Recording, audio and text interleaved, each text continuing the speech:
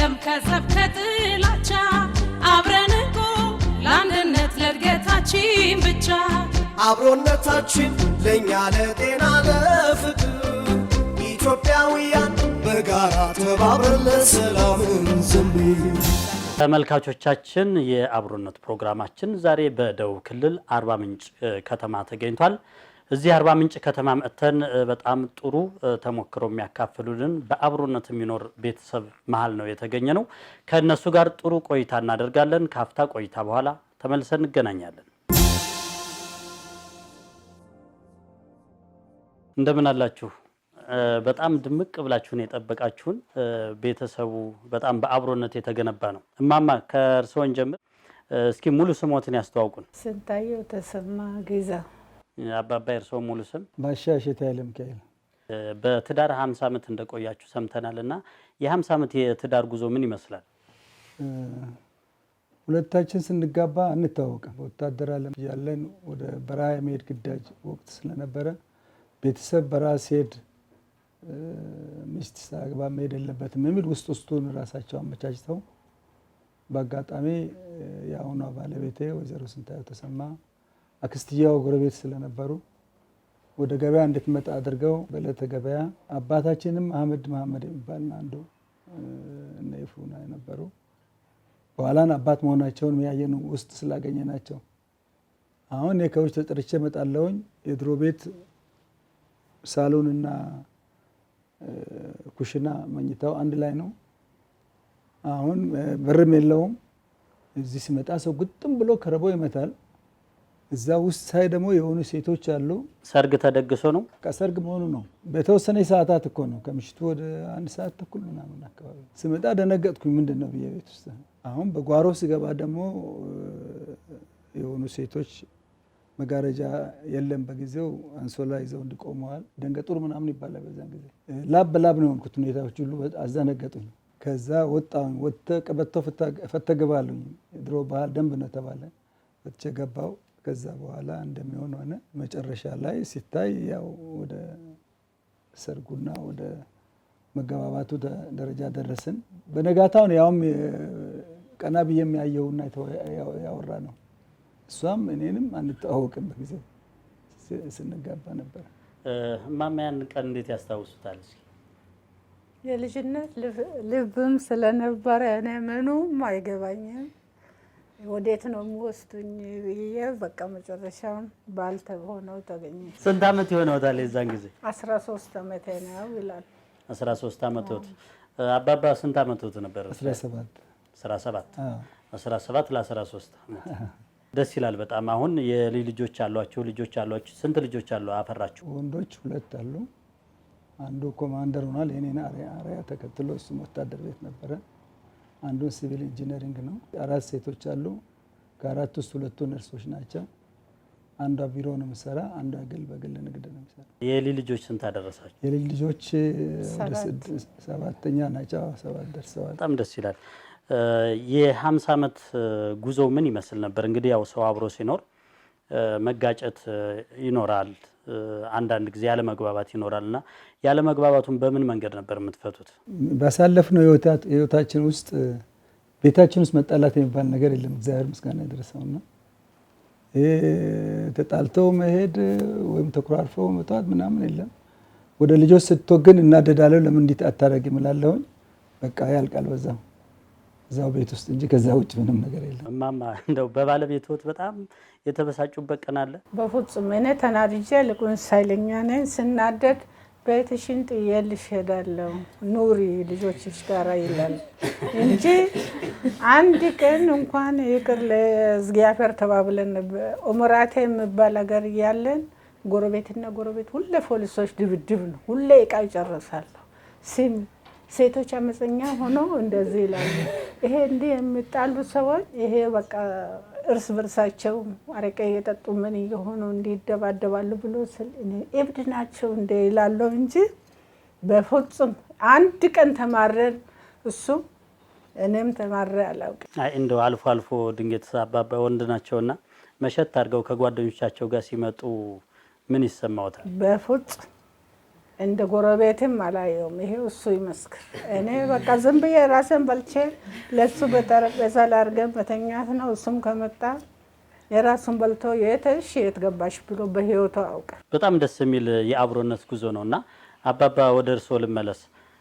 የልጆች አስተዳደጋቸው ምን ይመስላል? በጣም ደስ በሚል የሚያምር ትዳር ነው የቆያችሁትና ይሄ በጣም የተለየ አብሮነት ነው፣ ለብዙዎች አርአያ የሚሆን ነውና የልጆች አስተዳደጋችሁስ ምን ይመስላል? በምን መንገድ ነው የተቀረጹት? ልጆች ያው በህፃንነታቸው እንደ ህፃንነታቸው ተመሳስለው የተገኘውን እየበሉ ሙሉ ለሙሉ የምትቆጣጠረው እሷ ነች። እኔ ሙሉ ለሙሉ ውጭ ነው እንቅስቃሴ ወታደር ማለም ውጭ ነኝ። ከዛም በኋላ ደግሞ የስራ ባህሪ ደግሞ የተለያየ ቦታ ውጭ ስለሆነ ልጆችን የምታሳድገው እሷ ነች። ልጆች ሲባሉ ከዛም በኋላ ልጅ ከተወለዱም በኋላ የምታሳድገው እሷ ራሷ ነች። እንደዚሁ ለምሳሌ እንማራለን ስራ እንሰራ ማይሆን እየተማሩ እየሰሩ ነው ቤት ውስጥ ያደጉት። እንግዲህ በትዳር ስትቆዩ ምንም አይነት ግጭት አልተፈጠረም። ይሄን ያክል ዓመት 50 ዓመት ሙሉ በትዳር ስትቆዩ አብሮነቱ በጣም የተጠናከረ ነው። በዛው ልክ በጣም ፍቅር የተሞላበት ቤተሰብ አፈርታችኋልና ቀጣይ ትውልዱ የእናንተን አርአያ እንዲከተል ምን ትመክራላችሁ? ትልቁ ነገር ቤትን ነው የሚመስሉት። ቤት ማለት ባልና ሚስት ጥሩ ህይወት ካላቸው ከብዙ ነገሮች ተቆጥበው ለሌሎች አርአያ መሆን ከቻሉ ልጆችም ያን የሚያዩት። ለምሳሌ ከሁለት አንዳችን የተለያየ ሱስ ካለብን ልጆችም ያን የማየት እና የመጓጓት ሁኔታ ይኖራል እና ራሳችን ከሁሉም ነገር ነፃ ሆነን ህይወታቸውን በትምህርቱ ዓለም ከዚያም ከፍ ሲሉ ለቤት አገልግሎት እየሰጡ ትምህርታቸውን እንዲገፉ ማድረግ። ልጆች ራሳቸውን በራሳቸው ቤት አይተው ነው የሚያድጉ ማለት ይቻላል። የቤተሰብ ሁኔታ አይተው የሚያድጉ አሉ። አንዳንዶችም ደግሞ ከቤተሰቡ ውጪ ይሆናሉ። ምክንያቱም እኛ ያሳለፍነው ጊዜ አሁን እየተለወጠ ሄዷል። እውነቱን ለመናገር አሁን በአንዳንድ ማስታወቂያዎች ስናይ አብዛኛው ልጆችን የሚያባልግ ሁኔታ ነው ያለው። በምግብ አቅብ የቀረበው ምግብ ትተው ይሄን ግዙልኝ ነው የሚሉ። ይሄ አላሳለፍንም ድሮ እና ይሄ ራሱ ልጆችን የተለያየ በሽታ የሚዳርግ ምግብ እንዳይበሉ አፕታይት የሚዘጋ ጥርሳቸውን ከአገልግሎት ውጭ የሚያደርግ ማስታወቂያና ገንዘብ መገኘቱን እንጂ ለትውልድ አልታሰብም። ብዙም ጊዜ አሁን ሳየው እኛ ያሳለፍንበት ወቅት ይሄ የለም። አሁንም ህፃናቶችን ለመቆጣጠር ይሞከራል፣ ግን አሁንም ያስቸግሩናል። ማስታወቂያ እያዩ እና የዛ አይነት ነገሮች ልጆች ትንሽ ከመስመር ለመውጣት ሞክሩም የቅርብ ክትትል ያስፈልጋል። እንደው ምን ማድረግ አለበት ወላጅ አሁን ይሄንን ለማስቀረት ወይም እናንተ ባሳደጋችሁበት ልክ ልጆች እንዲቀረጹ? ቤት ውስጥ ነው ሀገር የሚቀረጸው። ትልቁ ነገር ትውልድ ቤት ውስጥ ከተበላሸ እንዳሉት ብልሽቱ ወደ ሀገር ነው የሚዛመተውና ወላጆች ምን ማድረግ አለባቸው ይላሉ? ወላጆች የግድ ትልቁ ስራ ወላጆች የጥበቃ እና የክትትል ጉዳይ ግድ አስፈላጊ ነው። ቀደም ሲል ጎረቤት ለምሳሌ ወላጆች ከሌሉ የጎረቤቶች የነዛን ሰዎች ልጆች እንደራሳቸው አድርገው ይከታተላሉ፣ ቁጥጥር ያደርጋሉ፣ ወደ አልባሌ ቦታ እንዳይሄዱ ያደርጋሉ፣ ካስፈለገም ደግሞ ይቆነጥጣሉ። አሁን ላይ ግን ጎረቤት የአንዱን ጎረቤት ልጅ ትንሽ ቢቆነጥጥ መቃየም ነገር አለ። እዚህ ላይ ምን ይላሉ? አዎ ይሄን ምንድነው በጎረቤቶችና በጎረቤት መሃል የመተማመን የሌለበት አካባቢ ሊከሰት ይችላል። አሁን አንዷ ስታጥፋ ለምንድነው ለምን ያልተቆጠሻት? አንቺ እያለች እንዴት ትወጫለሽ? እንዴት ልትወጣ ቻለች? አንቺ ግቢ ያለሽ የሚል ነገሮች አሉ። አንዳንድ ቦታ እንዳልከውም ለምን ልጄ ተነካ፣ ለምን ተሰደበብኝ ብሎም ይጣሉ አሉ። ይሄ እንደዚህ አይነት ሁኔታዎች የሉም ቀደም ሲል። አሁን አንዳንድ ጎረቤቶች ጋር ይታያል። በእኛ አካባቢ ግን እንደዚህ አይነት ነገር አልተከሰተም በእውነቱ። እና ለምን አንቺ ያለሽ እንደዚህ ወጥታ ሄደች? አንቺ ያለሽ ለምን ከሌን ሰደበች? አንቺ ያለሽ ለምንድነው አሳይመንት ሳሰራ ውላ አሁን ያለቀሰች የምትሄደው የሚለው ነገር መወቃቀስ አለ። አሁን ቅድም እንዳሉት የልጆች ፍላጎት ከፍተኛ ነው። ቤት ውስጥ የተዘጋጀ ምግብ ካለ እንዳሉት ይሄን ግዙልን ይላል። ወላጆች ደግሞ በዛው ልክ ልጆች ያሉትን ማግኘት አለባቸው የሚሉ አሉ። እማማ እስኪ ይሄኛውን ጥያቄ ለእርሶ ልስጦት። ልጆች እንዲህ ፍጠሪ ይሄ ቆንጆ ነገር አምጪ ብሎ አውቁ። እኔ አሳዝኖኝ አንዳንድ ነገር ጥሩ ነገር ጣፋጭ ነገር ምናምን ካላረኩ በግድ አምጪ ብሎኝ አውቁ። የጎረቤት ልጆች ነበሩ የሚባል ነገር ድሮ እዚህ ሲጫወቱ ይጨቃጨቃሉ ይደባደቡ 5-6ቱን ገርፋቸዋለሁ። መቀያየም ግን የለም። አሁን እርሶ የጎረቤት ልጆች ይገርፋሉ፣ ይቆጣሉ፣ ይገስጻሉ፣ ግን እነዛ ወላጆች መቆጣት ነገር የለም። ደግ አረገች ጥፋተኞች ናቸው እንዱም መጠየቅም አይጠቅም። ደግ ስንታያት እንኳን ደግ አረገች ይላሉ። እና ዛሬ እነዚህ ልጆች አድጎ እስከ አሜሪካን አሉ። መቻቻሉ እስካለ ድረስ ሁሉም ያልፋል። እና ለምሳሌ እሷ ጠንከር ብላ ስትመጣ እኔ ደግሞ ከቻልኩኝ መግባባቱ መጣ ማለት ነው። ከጎረቤትም እንደዛ ነው። ሙሉ ስምሽን አስተዋውቂልን ለተመልካቾቻችን። ገነት እሸቴ እባላለሁ። አብሮነት የሚለውን ባንቺ ትርጓሜ እንዴት ታዩዋለሽ? አብሮነት ማለት እንግዲህ በእኔ ትርጓሜ ጥሩ በቃ ጥሩ ቤተሰብ፣ ጥሩ ፋሚሊ አብሮ ተሳስቦ የመኖር ተፈቃቅሮ የመኖር ቤተሰብ ማለት ነው። ከጎረቤት ከአዝማድ ከዘመድ ጋር ጓደኛ ጋር በፍቅር የሚኖር። ወላጆችሽ ላንቺ ምን አይነት ወላጆች ናቸው? የኔ ወላጆች ትንሽ ለየት ይላሉ። ወላጅ ግዴታው ማስተማር፣ ማሳደግ፣ ማስተማር፣ መዳር ከዛ በኋላ ግዴታ የለበትም። የኔ ወላጆች ግን ስቲል ነው እስከዛሬ እኔ እንደ ህጻን ልጅ ነው የምታየው።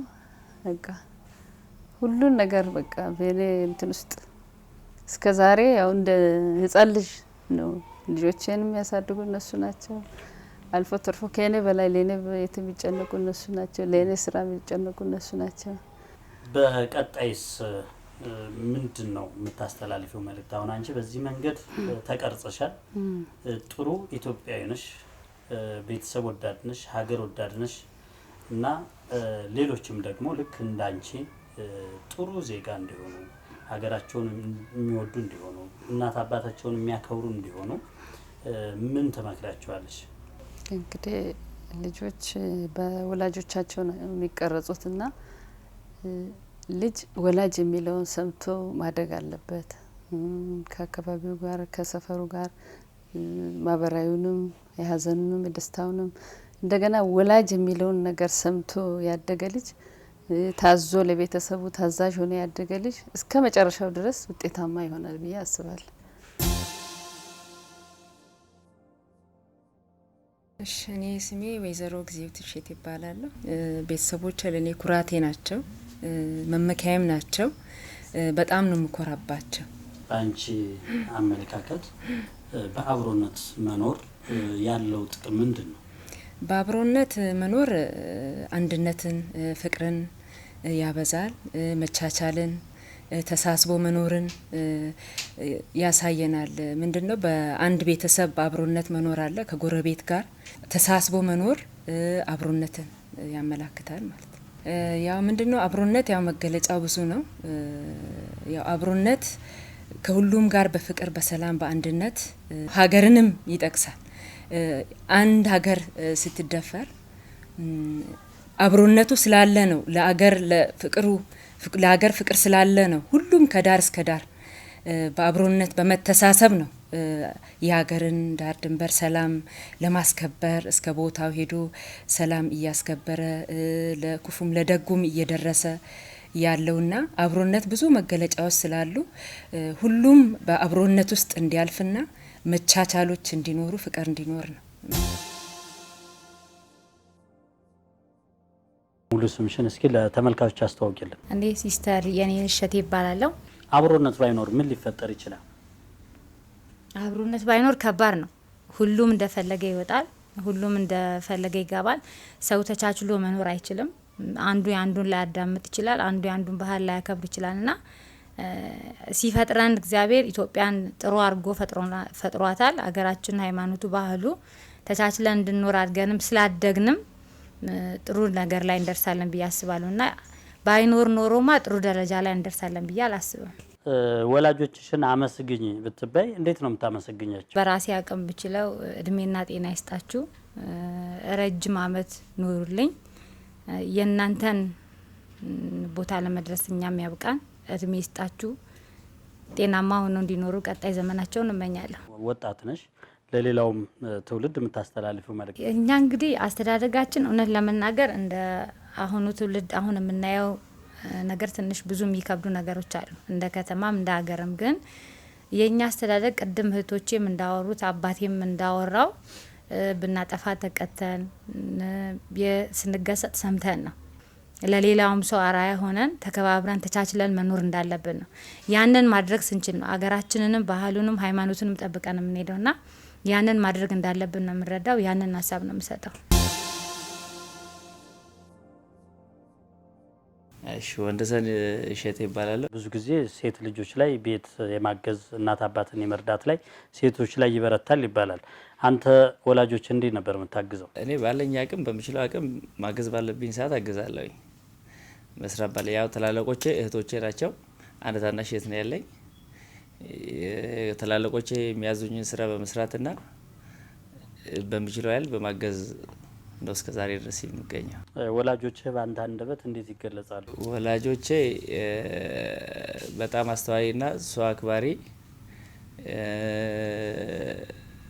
ለሰው ቀድሞ የሚደርሱ፣ ለቤተሰብ ደግሞ ለልጆቻቸው ደግሞ በጣም ፍቅር ያላቸው፣ ለልጆቻቸው ደግሞ ፍቅርን ያስተማሩ፣ ከዚህም በላይ ብዙ ነገር እያስተማሩን እስከ ዛሬ ድረስ እንግዲህ አኑሮናል። አንተ ከነሱ የወሰድከው ምንድነው? ከነሱ የወሰድኩት ነገር ቢሆን ሰው ማክበር፣ የታመመ መጠየቅ፣ የተቸገረ መርዳት፣ ብዙ ነገሮች አሉ። በቃ ለቅሶ ምናምን መድረስ፣ ማህበራዊትን ብዙ ነገሮችን ከሰው ጋር ያለኝን ነገር በቃ ከነሱ የወረስኩት እንትን ነውና ያን ነገር ነው እያሳደኩ መሄድ የምፈልገው። ለሰው ልጅ ጥሩ ነገር መስራትን፣ ለሀገር ጥሩ ነገር መስራትን፣ ባለንበት አካባቢም ያሉትን ነገሮች ተቻችሎ መኖር ሁሉ ነገር ከነሱ የወረስኩት ባለ። መልካም ወጣት ነህ፣ በስራ ላይ ነው ያለው። ለወጣቱ ምን ትመክራለህ? ወጣቱ ተምሮ ሰርቶ አገሩ እንዲያገለግል ነው መክረው። የትኛውም ወጣት ምንም ቻሌንጅ ሊኖረው ይችላል። በስራም ሆነ በተለያየ ነገር ብዙ ወጣት ብዙ የሚሸወዱ ነገሮች ሊኖሩ ይችላሉ። ያን ቻሌንጅ አድርጎ ቤተሰቡን አገሩን ረድቶ እንዲያደግና ህይወቱን ቆንጆ ህይወት እንዲኖር እመክራለሁ። ሌላ የሚለው ያው ዋናው ቤተሰብ ማለት ሀገር ስለሆነ ቤተሰብና ሀገሩን እንዲረዳ ከምንም በላይ። ኤደን እሸቴ ይባላለው። ለእናት አባትሽ ያለሽን ጥልቅ ፍቅር በደንብ ግለጭልን። እሺ እናቴ በጣም ወድሻለሁ። ከዚህም በላይ ጤናና እድሜ ይስጥሽ። ወደፊት ያው ትልቅ ቦታ ደርሼ እድሜ ልኬን አገለግላለሁ ብዬ ነው ቃል የምገባላት። አባቴንም እንደዛው ትልቅ ፍቅር አለኝ ለአባቴ። ሁሌም ኑርልኝ፣ ሁሌም ደስተኛ እንዲሆኑ ምኞቴ ነው። ሰላምና ፍቅር ይብዛላቸው። እሺ ምንድነው የምታስተላልፊው መልእክት? ያው ወጣቱ አሁን ላይ ብዙ ቻሌንጆች ይገጥሟቸዋል። ያንን ቻሌንጅ ጠንካራና ብልህ ወጣት ሆነው ከፊት ለፊታቸው ምንም አይነት ብዙ ነገር ቢጋረድም ጥሩም ጊዜ ይመጣን መጥፎም ጊዜ ይመጣን ያንን ቻሌንጅ እንዲያሳልፉ ነው መመክራቸው። አማኑኤል አባቡ እባላለሁ። እንዴት ነው የመጀመሪያ የሌ ልጅ ለአያቶቹ ምን ይመስላል? ያው እኛ ልጆች ማለት ነው። ልጆች እንግዲህ እንዳትቀኑ፣ ሁለት እናትና ሁለት አባት ነው ሁላችንም ያለን እና እናቶቻችንና አባቶቻችን እኛ አያት አንልም። እናቶቻችንና አባቶቻችን ካለን ቀረቤታ አንጻር ሁሉም እንዳሉ እዚህ ቤት ውስጥ ነው ያደግነው፣ እዚህ ቤት ውስጥ ነው የተማርነው። እኛ አክስት እህቶቻችን ናቸው አብረውን ያሉት እና ከነሱ ጋር ስንማር ከነሱ ጋርም ተጫውተን ያደግነው። ለዛ ሞልቃቃምነን እንደዛው ላም ደግሞ አስተምሮቱን ከብዙ በኩል ያገኘነን እኛ እንደዛ ነው ለገልጻቸው ነው የምችለው። ምን አይነት ምክሮችን ለህይወቴ የጠቅመውኛል ከአያቶቼ እነዚህ ነገሮች ወስጃለሁ የምትላቸውን እስኪ በዝርዝር ነገር? ጊዜው አይበቃንም። እኔ ከጀመርኩኝ አንተም ጊዜ የለም ግን ከጭንቅላቴ የማይጠፋው ብዙ ጊዜ እዛች ጋር ክፍል አለች እና ቀኑን ውለን አምሽተን እንመጣለን።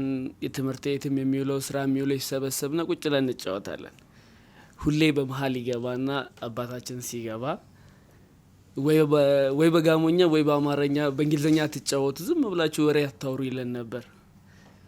ቋንቋን ልመዱ ይላል፣ የቻላችሁትን ልመዱ ይላል። እነሱ አሁን እድሉን ብሰጣቸው ማያወሩት ቋንቋ የለም። ገለበኛውንም በልጋሞኛውንም ጎፍ ሁሉንም ያወራሉ። እና እኛ ጥቂቷን እንኳን እንድንማር እድሉንም አስተምሮቱንም የሰጡ እነሱ ናቸው። ስንት ቋንቋ ትናገራለህ? ለጊዜው ውስን ናቸው። ከውስኖቹ በቁጥር ንገረን። 3 ጥቂት። ቋንቋ እንደ ሀገር ያለው ጥቅም ምንድን ነው? ቋንቋ መግባቢያ ነው። ቋንቋ አንድን ነገር ለሰው ለማስረዳት ነው። በትምህርቱም ስንማርም ብዙ ቦታ ብትሄድ የተለያዩ አይነት ቋንቋዎች አሉ። ያው ትንሽ ጠባብነትና አመለካከት ያጠበበው ልዩነት ለብሔረሰብ ልዩነት ዳረገን እንጂ አሁን ቋንቋ መግባቢያ ነው። እኔ ከተናገርኩኝ አንተ እንድትተረጉመውና እንድትረዳው ነው። ብዙ ትምህርቶችም ብዙ ቋንቋዎች አሉ። ለዛ ቋንቋ መግባቢያ ነው በኔ እይታ ማለት ነው። ሀገር ማለት ላንተ ምን ማለት ነው? ሀገር ማለት ለኔ እንግዲህ እና እንዳልኩ 2 እናት ነው ያለኝ እኔ። ሀገር ለኔ እናቴ ናት፣ 3ኛው እናቴ ናት። ብንችልና አቅማችን ቢፈቅድ ከቤተሰብ አልፈን ከከተማ አልፎ ለአገር ማድረግ ነው። ለእያንዳንዱ ስናደርግ ለታች ላለው ስናደርግ ለአገር አደረግን ማለት ነው።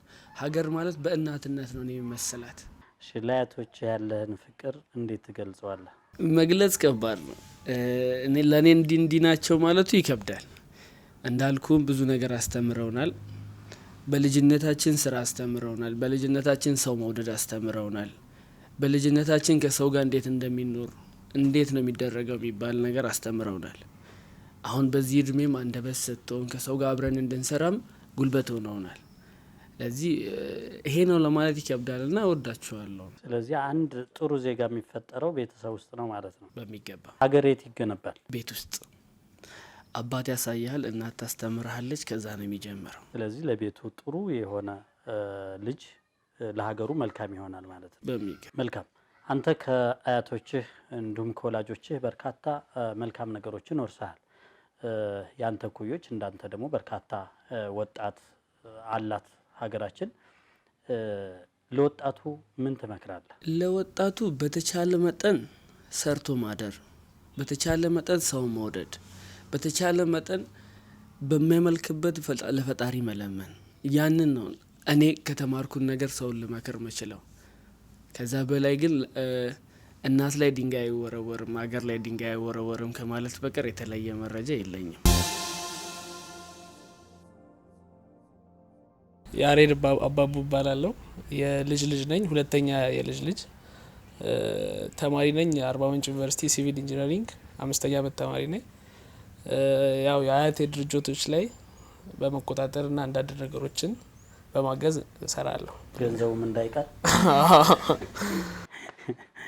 አያቴን እኔ የምገልጸው በጣም የሚለይ አያት ነው። በጣም በአግባቡና በጥንቃቄ ተንከባክቦን ያሳደገን። ልክ እንደ ልጆቹ በቃ እንለይም። ሁሌም እኔ አሁን ኦልሬዲ በጣም ብዙ ጊዜ ሆኗል። በቃ እዚሁ ነው ያደግኩት፣ እዚሁ ነው የምኖረው አሁን ድረስ እና በጣም በአግባቡ ለስራ ያለን አክብሮት፣ ለሰው ያለን አክብሮት እንዲስተካከል አድርጎ ያስተማረን ያስረዳን፣ ነገሮችን ይበልጣል አይበልጥም የሚለውን እያገናዘበ እንድናድግ አድርጎ ያኖረን እስካሁን። ወጣት ነህ። በርካታ ወጣቶች አሉ ስለ ሀገር፣ ስለ አንድነት፣ ስለ ሀገር ሰላም በጣም የሚጨነቁና በዛው ልክ ደግሞ አንዳንድ ወጣቶች አሉ የሀገር ትርጉም ምን እንደሆነ የማይገባቸው፣ ጸብን ብቻ ስራ አድርገው የሚኖሩ እና አላማ የሌላቸው ውስን ወጣቶች ተፈጥረዋል። አንተ በዚህ ላይ ምን ትላለህ? ያው ባልሆነ ነገር ላይ ጊዜያቸውን ባያጠፉ እና ወደፊት ያላቸውን ህይወታቸውን ለማስተካከል አሁን ላይ ካሁኑ መስራት እንዳለባቸው፣ ነገ የተሻለ ቀን እንደሚመጣ በማመን ዛሬ ላይ ጊዜያቸውን በትምህርት ወይም በመስራት እንዲያሳልፉ ላሉ። ብሔር ማለት ምን ማለት ነው? ብሔር ያው የአንድ ሀገር እያንዳንዱ ሰው ብሔር ይኖረዋል። ያው እንደ እንትኑ ይለያያል፣ እንደ ቦታውና እንደ የምትኖርበት አካባቢ ይለያያል። ብሔርተኝነት መጨረሻው አያምርም፣ ደስ አይልም። ብሔር የተፈጠረው ኖርማል እንደዚህ ስለ ባህል ለተለያዩ ነገሮችን ሼር ለማድረግ ነው እንጂ በብሔርተኝነት መመራት ወደፊቱ የሚያምር አይሆንም። ወጣቶች የአንተ አይነት አስተሳሰብ እንዲኖራቸው ምን ትመክራቸዋለህ? በልጅ እድሜያቸው ጀምሮ ወደ ስራ አለም ውስጥም ገብተው አንዳንድ ነገሮችን ማኔጅ ማድረግ ቢጀምሩ፣ የራሳቸውን ነገር ካሁኑ ኮንትሮል ያደረጉ ቢመጡ፣ ትምህርታቸውንም ጎን ለጎን ያስኬዱ ጥሩ ደረጃ ላይ እንዲደርሱ እላለሁ። ወጣት ነህ። ኢትዮጵያ ባንተ እሳቤ ወደፊት ምን አይነት ሀገር እንድትሆን ትፈልጋለህ ወይም ትመኛለህ? ይሄ ብሔርተኝነት የሚባለው ነገር ጠፍቶ እርስ በርስ መተሳሰብ እንደ ድሮ የኢትዮጵያ እንደ ድሮ ምለው ያው የድሮም ባላቅም በታሪክ የምናውቀውን እንደ ድሮ በመተሳሰብ በመቻቻል በመተጋገዝ መኖር የምትችል ሀገር ሆና እኛም አድገንባት ተለውጠንባት አሪፍ ደረጃ ላይ ደርሳ ብናየት እላለሁ። ኢትዮጵያ ሀገራችን በአንድነት በአብሮነት የጸናች እንድትሆን ሁሉም በሰላም የሚኖርባት ተሳስቦ ተጋግዞ የሚኖርባት ሀገር እንድትሆን አንተ እንደ አንድ ወጣት ምን የማድረግ ሀሳብ አለ? ምን አቅዳል? ያው የበኩሌን ጠንክሬ እሰራለሁ። ባለውበት ፊልድ በትምህርት ባለውበት ፊልድ ግራጁዌት አድርጌ የተሻለ ኢትዮጵያን ለመፍጠር ሰርቼም ራሴንም ለውጬ የተሻለ ኢትዮጵያን አግዤ ኢትዮጵያን የተሻለ ደረጃ ላይ ለመድረስ አስባለሁ። ለአያቶችህ ምን ትላለህ? ያው እንግዲህ ያሳደጉኝ ናቸው፣ ያኖሩኝ፣ ያበሉኝ፣ ያጠጡኝ ናቸው እና ረጅም እድሜ ከጤና ጋር ይስጥልኝ ብዬ እመኛለሁ። አያቶችህን ለየት ባለ ቋንቋ ግለጽ፣ አመስግናቸው ብትባል በምን መንገድ ትገልጻቸዋለህ? ያው መከታዬ ናችሁ፣ ጋሻዬ ናችሁ፣ ቢርበኝ መብያዬ ቢጠማኝ መጠጫዬ ናችሁ ብዬ አስባለሁ። በመጨረሻ ማለት የምትፈልገው ይሄን ባስተላልፍ ኖሮ ብለህ እንዳትቆጭ እድሉ ልስጥ። ያው እንግዲህ ያው አያቶቼን ያው ረጅም እድሜና ጤና ሰጥቷቸው ትልቅ ደረጃ ላይ ደርሰን እኔም ትልቅ ደረጃ ላይ ደርሼ እነሱ በህይወት እያሉ ያሰብኩትን ነገር አሳክቼ እነሱም በእኔ ተደስተው አይተው ቢያልፍላለሁ። ትንሳኤ አባቡ ነጋሽ እባላለሁ። እንደዚህ ሰብሰብ ብሎ በአንድ ቤት በአብሮነት መኖር ጥቅሙ ምንድን ነው? ጥቅሙ ለራሳችን በማወራቤ ላለን ፍቅራችንም ሁሉ ነገርም አብሮነታችንም እንዲከፍ እንዲል ያደርጋል። ያለንንም ችግር እዚሁ በቤት ውስጥ እንድንፈታ ያደርጋል። ወደፊት ምን አይነት ልጅ መሆን ነው የምትፈልገው? እኔ ልክ እንደ ወንድሞቼ ታላላቆቼን ተክቼ እንደነሱ ወንድሞቼን አጎቶችንም ሁሉንም ማሳረፍ እና በነሱ መስክ በሙያቸው መተካት ነው ፈልገው። እነሱ ማገዝ ነው የምትፈልገው? ለአያቶች የምታስተላልፈው መልእክት? አያቶችን እኔ እንደ እናቴ እንደ አባቴ ከዛም በላይ ማድረግ ነው ማያቸው እና እወዳቸዋለሁ፣ አከብራቸዋለሁ። ስሜ ኑድ ጌታቸው ይባላል። የ7ኛ ክፍል ተማሪ ነኝ። አያቶችህ ላንተ እንዴት ይገለጻሉ? ያው ከዚህ በፊት ታላቄ እንዳለው በአያቶቼን በቃላት አልገልጻቸውም። በሙዚቃ አድርግልንና በሙዚቃ ግለጽላቸው ፍቅርን። በግጥም ልግለጽ። ግጥም ይሻላል? እሺ ግጥም። በጠፍጣፋ ድንጋይ ከተዘጋ በሩ እናት አትገኝም እንደ ወፍ ቢበሩ። በጣም አሪፍ። እሺ አንተ ተማሪ ነህ። ለተማሪዎች ምን ታስተላልፋለህ? ልክ እንዳንተ በጥሩ ስነ ምግባር አድገው ነገ ሀገራቸውን የሚጠቅሙ ለሀገራቸው ሰላም የሚጨነቁ ልክ እንዳንተ ደግሞ ወላጆቻቸውን እንዲያከብሩ ምን ትመክራቸዋለህ? ካንተ የህይወት ተሞክሮ። እናትና አባት አይገኙም፣ እንትን ብርቅ ናቸው። እናትና አባታቸውን አታስቸግሩ። ጊዜያችሁን እነሱን በማቃጠል አትጨርሱ ይላሉ። ተመልካቾቻችን እንግዲህ የተከታተላችሁት ፕሮግራም በጣም ደስ የሚል ቤተሰብ ውስጥ ነው እያሳለፍን ያለ ነው። ልጆቻቸውን አየን፣ የሌሎች ልጆቻቸውንም በተመሳሳይ አየን። በጣም በሚገርም በጥሩ ኢትዮጵያዊነት የተቀረጸ ቤተሰብ ነውና እንደዚህ ያስፈልጋል። ከልጆቹ እንደሰማችሁት ሀገር የሚፈጠረው ቤተሰብ ውስጥ ነው። ስለዚህ ይህን ፕሮግራም የምትከታተሉ ወላጆች በሙሉ ትኩረት ልጆቻችሁ ላይ ስታደርጉ ለሀገራችሁ ትልቅ ስራ እንደሰራችሁ ማሰብ ያስፈልጋል ማለት ነው። ጋሼ ወደ እርስዎ አንዳንድ ጥያቄዎች ልመጣ ነውና ፕሮግራማችን ወደ መጠቃለሉ እየደረሰ ስለሆነ ወታደር ነበሩ። የወታደርነት ዘመኖትን እንዴት ያስታውሱታል? በዛን ወቅትም የ61 ብር አካባቢ ደሞዝተኛ ነበሩ ይባላል እና በዛ ደሞዝ ቤተሰቡን በስፋት ያስተዳድሩ ነበር ይባላል። ይሄን ነገር እንዴት ያስታውሱታል? አዎ ያው መቻቻሉ፣ መፈቃቀዱ፣ ፍቅሩ፣ አንድነቱ ስለነበር በዚያን ዘመን ገንዘቡ ብዙ ነው። ያኑ ገንዘብ የተወሰነውን ለቤተሰብ ልከን የተወሰነውን ይዘን ከዛችም እቁብ ጥለን እሷም ደግሞ ከቤት እኔ ወዳለሁበት አካባቢ ወደ ገንዘብ የሚለወጥም ሆነ እኔም የምጠቀምበትና የምበላው የምጠጣው አይነት ነገሮች ስትልክ እኔም ደግሞ ያችን በቁጠባ ወደ ገንዘብ እየለወጥኩ ወደ እሷ ስልክ ራሳችንም እየለወጥን ቤተሰቦቻችንም እየለወጥን ከዚያ ጊዜ ጀምሮ የሚገርም ነው። ሳር ቤት ጀምሮ ሰርተን እንጠቀማለን እንጂ ክራይ ቤት ከክራይ ቤት አንገባንም እስካሁን። ጡረታ ወጥተዋል እርስዎ? በአሁኑ ወቅት ጡረታ ወጥቻለሁ። በምን እየተዳደሩ ይገኛሉ አሁን? አሁን እግዚአብሔር ይመስገነው ጅምራችን የአካባቢ ህብረተሰቡ እንደሚያውቀው በማገዶ እንጨትና በግንባታ እንጨቶች ነው። ይህን እንጨት እኔ ከጫካ ሳመጣ ባለቤቴ እና ከትልቁ ልጅ ጋራ የመሸጥ ሁኔታ እነሱ ይሸጣሉ፣ ወደ ገንዘብ ይለውጣሉ። እኔ መጥቼ ሰጥቼ ገንዘባን ይዤ ወደ ጫካ ሄዳለሁ። በዛ ስንገባ ቀስ በቀስ ደግሞ ወደ አነስተኛ ኮንስትራክሽኖች ተለውጠን እየሰራን እያለን ልጄ በዛው በኮንስትራክሽን ሲቪል ኢንጂነሪንግ ሆነ በጋራ እየሰራን በአሁኑ ወቅት ስራዎችን ወደ ልጄ አዛዙሬ ልጄ በጥሩ ሁኔታ እየተንቀሳቀሰ ይገኛል። በዛችሁ ተንቀሳቅሰን ደግሞ በአሁኑ ወቅት እግዚአብሔር ይመስገን ወደ 49 ስራ አጥ እህትና ወንድሞቻችን ወደ ስራው በማስገባት የተወሰነ አነስተኛ ድርጅቶች አሉን። ያን ድርጅት በቅርብ ርቀት ከማየት በስተቀር ስራውን የሚመሉት እነዚሁ ልጆቼ ናቸው። ተከፋፍለው በፍቅር ተጋግዘው ትምህርታቸውንም ያልጨረሰው ትምህርቱንም የጨረሰው ወደዛ ትኩረት ሰጥተው ስራዎችን በመከታተል ስለሚሰሩ በዚህ በጋሞዋ ሰላም አምባሳደር ሀገር በአርባ ምንጭ ዝቅ ብለ ከሰራ የማይለወጥበት ምክንያት የለም።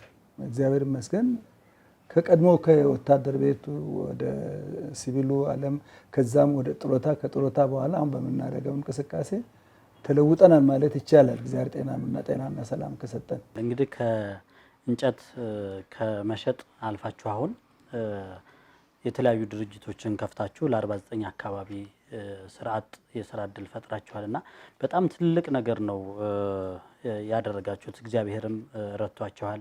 በጣም መልካም ቤተሰብ ነውና እማማ የዛኔውን የኑሮ ሁኔታና አሁን ያሉበትን የእድገት ደረጃ እንዴት ያስታውሱታል? አሁን እንግዲህ እግዚአብሔር በራሱ ኃይል የፈጸመ ነው። እዚህ ቦታም እንደርሳለን ብለንም አላሰብንም። እግዚአብሔር ይመስገን በእግዚአብሔር ጥበብ ለዚህ በቅተናል። እዚሁ ከእርስዎ ሳንወጣ ፕሮግራማችን ወደ መጠቃለሉ ስለሆነ ቀረ የሚሉት ነገር ካለ? እናመሰግናለን። ሰው በመልካም አስተሳሰብ ካለ ጥሩ ቦታ እንደሚደርስ ነው። ሰው ደረሰበት ሁሉም ይደርሳል። ራስን አክብሮ ዝቅ አድርጎ ራሱን ከሰራ የትም ሰው አይቀርም። አባባ ፕሮግራማችን ወደ መጠቃለሉ ነው። አሁን ቀረ የሚሉት ነገር መተላለፍ አለበት፣ ይሄንን መልእክት ለትውልድ ማስተላለፍ አለብኝ የሚሉትን በደንብ ተረጋግተው በዝርዝር ያስተላልፉ። እድሉ የእርስዎ ነው። ጥሩ። ሰው ለሰው ልጅ አክብሮት ካለው ሰው ለሰው ልጅ ከተቸገረ አቅም በፈቀደው መጠን መርዳት፣ መጠያየቅ፣ መፈቃቀር ለሀገራችን ጭምር የሚረዳ ነው። ሰው ነው፣ በሰውነቱ መከበር አለበት። ሰውን ካከበረ ራሱም ይከበራል። የተቸገረን መርዳት ደግሞ ከእግዚአብሔርም ይገኛል፣ ለራስም ትልቅ እርካታ ነው። ስለዚህ የምሰጠው ምክር ምንድን ነው? ትንሽም ይሁን ትልቅ እቻ አነሰች እች በዛች ሳይሆን የተቸገረ ሲገኝ በቅርበትም ሆነ በርቀት የሚቻለውን ያህል ቢቻል ወራዊ ካልሆነ ደግሞ በእግረ መንገድም በተገኘበት ሁሉ የሚቻለውን ነገር መርዳት ለሰው ልጅ እጅግ አስፈላጊ ነው። ስለዚህ ተረዳተን ተፈቃቅረን በአንድነት አብሮነትና ፍቅር ተጋግዘው ለሀገርም የሚረዳ ስለሆነ በዚያ መልክ ብንንቀሳቀስ ለራሳችንም ለቤተሰቦቻችንም ለአካባቢያችንም ይረዳል፣ ይጠቅማል የሚል አስተያየት አለኝ። ተመልካቾቻችን በደቡብ ብሔሮች ብሔረሰቦችና ሕዝቦች ክልል መንግስት ጋባዥነት በአርባ ምንጭ ከተማ ተገኝተን ያደረግነው ቆይታ ይህን ይመስል ነበር። ሳምንት በሌላ ፕሮግራም እስከምንገናኝ ድረስ በያላችሁበት ሰላም ሁኑ። እዚህ የቀረበልንን ዳቦ ቆርሰን ተመራርቀን እንሰነባበታለን ማለት ነው። ያው ፕሮግራማችን አብሮነት ነው፣ ኢትዮጵያዊነትን ከፍ ማድረግ ነው። ከልዩነት መውጣት ነው። ሁሉ ጊዜ ሀገር ሰላም ካልሆነ አብሮነት ከሌለ ጥላቻ አለ። ጥላቻ ካለ ደግሞ መገፋፋት አለ። መገፋፋት ካለ ደግሞ መገዳደል አለ። ሰላም የለምና በሰላም እንኖርባት ሀገር እንድትሆን የጀመረ ፕሮግራም ነው ይሄ ፕሮግራም። እሱን ምክንያት አድርገው ይሄ እንዲጠናከር እንዲህ አይነት ፕሮግራም ጭምር በደንብ ይመርቁት ትውልዱን። እንግዲህ እግዚአብሔር ፍቃዱን ሆኖ አሁን ኢትዮጵያ ካለችበት አቅጣጫ ተላቃ እግዚአብሔር ረድቷት በፍቅር በአንድነት ሰርታ ተለውጣ እንደማንኛውም የዓለም ሀገራት ራሷን መቻል አቅም ያላት በተለያየ ችግሮች ላይ የምትገኝ ስለሆነ ከዚህ ችግር እንዲያወጣን የሀገራችን ችግር የኛው ችግር ነው። የሀገራችን ልማት የኛው ልማት ነው። የሀገራችንን አብሮነት የኛው ነው። በአሁኑ ወቅት የሚታየው የአብሮነት የፍቅር የአንድነቱ የሚታየው ነው። ወጣቱን ተሳትፈው ለሀገር ፍቅር ያለው አንድነት ሁላችንም እንደምታየው ነው። መላ ኢትዮጵያ ተገልብጦ ነው የወጣ። አሁንም ቢሆን ዝግጁ ነው ለሀገራችን። እግዚአብሔርም ይሄን ጥረት ተግባራዊ እንደሚያደርግ እግዚአብሔር ሀገራችንም እኛንም እንዲረዳ እንጸልያለን። እንግዲህ ሀገራችንም ሰላም ሆኖ እንደ ጥንቱ ሆኖ ሁሉም በሰላም ወጥቶ በሰላም እንዲገባ እናንተንም የኢትዮጵያ ልጆች በሙሉ እንዱ ሰላም ሆናችሁ አድጋችሁ በልጽጋችሁ እንድትኖሩ ሀገራችን እርጥብ እንድትሆን ፍቅር እንዳድላት እመኛለሁ። ከፍቅር እንጂ ትርፍ የለም ከጸብ ከጥላቻ አብረን እኮ ለአንድነት ለእድገታችን ብቻ አብሮነታችን ለእኛ ለጤና ለፍቅር ኢትዮጵያውያን በጋራ ተባብረን ለሰላም